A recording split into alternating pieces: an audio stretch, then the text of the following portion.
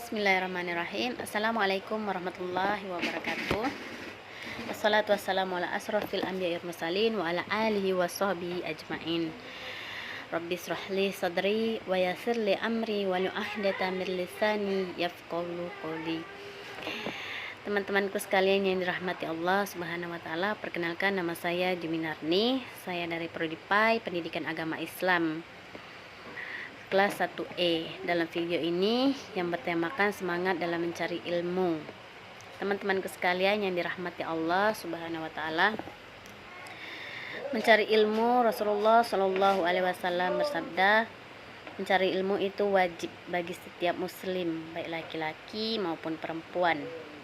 Allah berfirman dalam hadis Abu Hurairah radhiyallahu anhu berkata bahwa Rasulullah Shallallahu alaihi wasallam bersabda, barang siapa yang menempuh jalan mencari ilmu, maka Allah akan mempermudahkan jalannya menuju syurga. Masya Allah. Teman-temanku sekalian yang dirahmati Allah Subhanahu wa taala, kita ambil kisah dari para nabi, para sahabat Rasulullah, para ulama, dan para orang-orang yang saleh yang terdahulu. Kita ambil kisah dari Ibnu Abbas. Ibnu Abbas adalah seorang keponakan Rasulullah yang gemar mencari ilmu kepada Rasulullah SAW. Namun ketika Rasulullah SAW wafat, Ibnu Abbas mencari ilmu kepada sahabat-sahabat Rasulullah. Ia datang ke rumah sahabat Rasulullah. Ia rela tidur di teras rumah sahabat Rasulullah. Lalu sahabat Rasulullah SAW berkata kepada Ibnu Abbas, wahai keponakan Rasulullah, mengapa engkau menyusahkan dirimu demi mencari ilmu datang ke rumah kami, padahal engkau bisa memanggil kami untuk datang ke rumahmu. Lalu Ibnu Abbas berkata, sesungguhnya aku sedang mencari ilmu, maka akulah yang akan datang kepadamu, wahai guruku. Lalu Ibnu Abbas berkata lagi, sesungguhnya ilmu itu didatangi, bukan mendatangi. Masya Allah. Dari Ibnu Abbas kita dapat pelajaran bahwa kita termotivasi dalam semangat mencari ilmu kepada saudara-saudara kita, mencari ilmu kepada orang yang lebih luas wawasannya. Teman-temanku sekalian yang dirahmati Allah Subhanahu wa taala, kita ambil kisah lagi dari Ibnu Abbas dan Zaid bin Sabit. Zaid bin Sabit adalah seorang penulis wahyu, juru tulis wahyu yang sangat terkemuka dalam ilmu agama, ilmu keadilan, ilmu fikih, qiraah, dan ilmu lainnya. Suatu ketika Ibnu Abbas ingin menunggangi keledai. Ia ingin menuju keledainya dan ingin menunggangi keledainya. Tiba-tiba Ibnu Abbas bersegera berdiri untuk memegangi keledai tersebut dan menolong Zaid bin Sabit untuk menunggangi kuda tersebut. Lalu Zaid bin Sabit bersegera menghentikan Ibnu Abbas. Hentikan wahai keponakan Rasulullah, hentikan. Lalu Ibnu Abbas berkata, beginilah cara kami menghormati dan memuliakan ulama dan guru-guru kami. Lalu Zaid bin Sabit pun tidak kehabisan akal. Ia bersegera menyuruh Ibnu Abbas mengeluarkan tangannya. Wahai Ibnu Abbas, keluarkanlah tanganmu. Lalu Ibnu Abbas pun mengeluarkan tangannya dan Zaid bin Sabit pun mencium tangan Ibnu Abbas. Lalu beginilah cara kami menghormati keluarga Rasulullah Sallallahu Alaihi Wasallam. Masya Allah.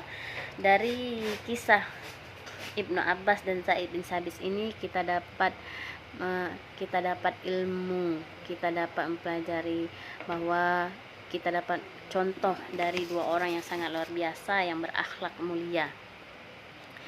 Dari dua orang yang sangat luar biasa ini kita dapat belajar ilmu akhlak kepada guru-guru kita. Lalu kita ambil kisah lagi dari Nabi Musa alaihissalam, Nabi Musa dan Nabi Khidir. Dalam hal ini dapat kita lihat dari surat Al-Kahfi. Al-Kahfi ayat 60 sampai 85. Di sana dijelaskan bahwa Nabi Musa belajar kepada Nabi Khidir. Nabi Musa adalah seorang nabi yang bergelar ulul azmi. Nabi yang bergelar ulul azmi yang belajar kepada Nabi Khidir. Ini dapat kita jadikan semangat dalam mencari ilmu, bahwa seorang nabi bergelar ulul azmi pun mencari ilmu kepada Nabi Khidir. Maka janganlah kita merasa sombong, janganlah kita merasa paling hebat. Seorang nabi yang bergelar ulul azmi pun mempunyai semangat yang sangat luar biasa dalam mencari ilmu kepada Nabi Khidir. Ini menunjukkan bahwa kita jangan sombong kepada orang yang kita rasa di bawah kita, dan kita tidak ingin belajar kepada dia, bahwa ilmunya lebih tinggi daripada kita. Kita jangan merasa enggan dan sombong dalam mencari ilmu, tidak mau belajar kepada orang yang kita rasa di bawah kita. Lalu kita ambil kisah lagi dari Abu Hurairah radhiyallahu anhu. Abu Hurairah radhiyallahu anhu adalah seorang yang selalu duduk di dalam Masjid Nabawi. Ia selalu berfokus kepada Rasulullah sallallahu alaihi wasallam. Lalu ia meminta doa kepada Rasulullah sallallahu alaihi wasallam agar dikaruniakan semangat yang kuat dalam mencari ilmu. Lalu Rasulullah sallallahu alaihi wasallam pun mendoakan beliau tersebut. Dan kemudian Abu Hurairah radhiyallahu anhu pun menjadi orang yang sangat disegani para sahabat dan teman-temannya, disebabkan dia dikaruniakan ingatan yang sangat kuat dan hafalan yang banyak, serta dapat mengeluarkan hadis-hadis dalam semangatnya mencari ilmu. Teman-temanku sekalian yang dirahmati Allah Subhanahu wa taala, ini mengajarkan kita bahwa keterbatasan fisik, keterbatasan ekonomi tidak dapat menghalangi kita dalam mencari ilmu.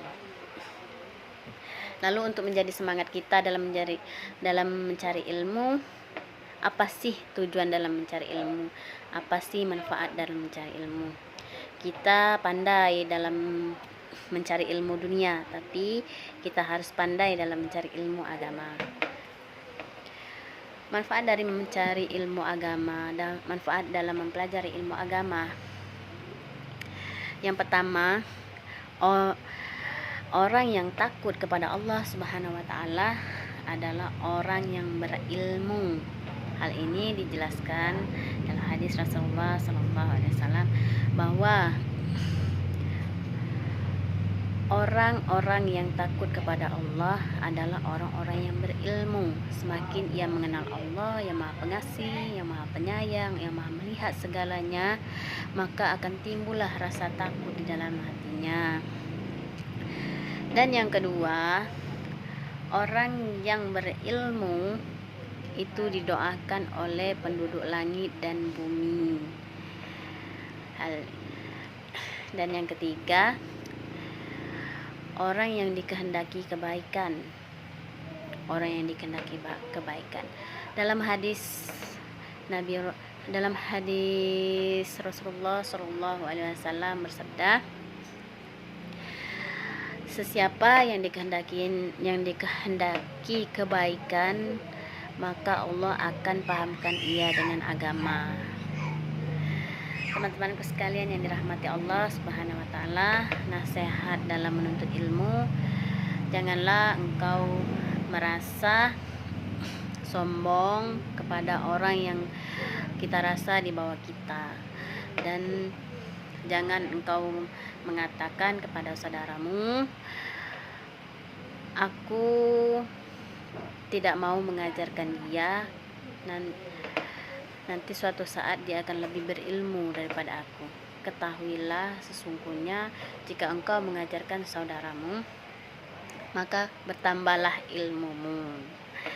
Teman-temanku sekalian yang dirahmati Allah, semoga video ini bermanfaat untuk kita semua dan menjadi sumber ilmu pengetahuan kita tentang agama, tentang kisah para nabi, sahabat Rasulullah yang terdahulu. Demikian dari video saya, semoga dapat bermanfaat untuk kita semua. Saya akhiri, wassalamualaikum warahmatullahi wabarakatuh.